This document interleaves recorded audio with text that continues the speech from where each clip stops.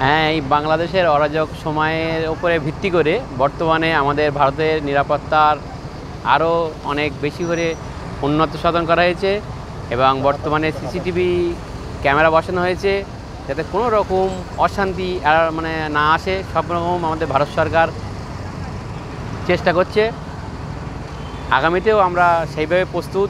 Checking কতটা হচ্ছে? ভালো চেকিংটা খুব সুন্দর হচ্ছে এবং সিসিটিভি হ্যাঁ, কোনো রকম যেন কোনো পরিস্থিতিতে যেন আমাদের ভারতেও কোনো সমস্যা না হয় তার উপরে এরা দৃষ্টি রেখেছে।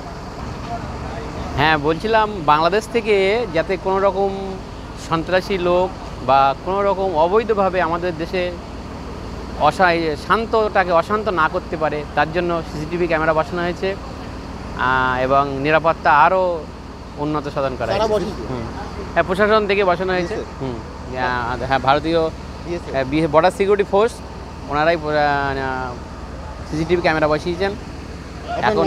হ্যাঁ, আমার অনিন্দ সান্যাল, বসিরহাট। কেমন খুবই ভালো লাগছে, এটা তো করা প্রয়োজন, বিশেষ আমাদের দেশের নিরাপত্তার স্বার্থে অবশ্যই প্রয়োজন। অনিন্দ সান্যাল, বসিরহাট।